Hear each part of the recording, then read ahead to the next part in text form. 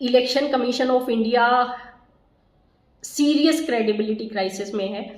अब तक Congress leader Rahul Gandhi constituency wise data देकर वोट चोरी के एलिगेशंस लगा रहे थे, पर आज उन्होंने एक प्रेस कॉन्फ्रेंस करके कहा कि हरियाणा विधानसभा इलेक्शन 2024 में 25 लाख वोटों की चोरी हुई है, जिसमें डुप्लीकेट, इनवैलिड और बल्क वोटर्स इंक्लूडेड हैं। यानी कि हरियाणा में हर 8 वोटर्स में से 1 वोटर फर्जी है।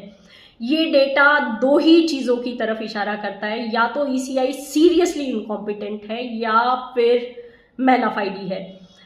राहुल गांधी ने इन इरेगुलरिटीज को रिमूव करने के लिए 2 डिमांड्स रखी हैं। फर्स्ट, ईसीआई उनको सेंट्रलाइज्ड लिस्ट प्रोवाइड करे वोटर्स की।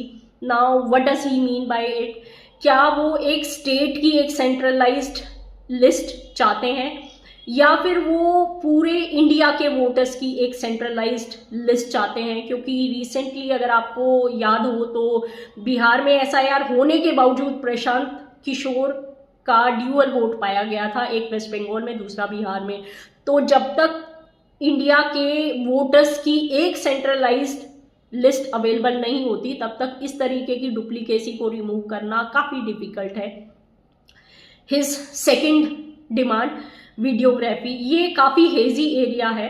Election commission of India election result declare होने के बाद 45 दिन तक वीडियोग्राफी और ऑडियोग्राफी को प्रिजर्व करके रखता है, क्योंकि अगर किसी पोलिंग बूथ पर कोई इरेगुलरिटी होती है तो इलेक्शन पिटीशन कोर्ट में फाइल करने का जो लिमिटेशन पीरियड है वो 45 दिन है, और ये जो प्रिजर्वेशन का टाइम फ्रेम है वो उसके बिल्कुल कॉरेस्पॉन्डिंग है। तो यहाँ मुझे लगता है there is nothing wrong on ECI side, but recently ECI Gyanesh Kumar ने एक प्रेस कॉन्फ्रेंस में कहा कि बहू बेटियों का फुटाज कैसे दिखा दें, ये उनकी प्रिवेसी को ब्रीच करता है। ये काफ़ी वियर्ड आर्ग्यूमेंट था।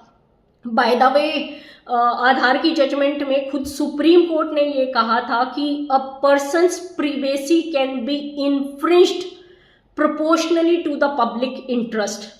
Hope you liked watching my podcast Voice by Seema Sindhu. Thank you.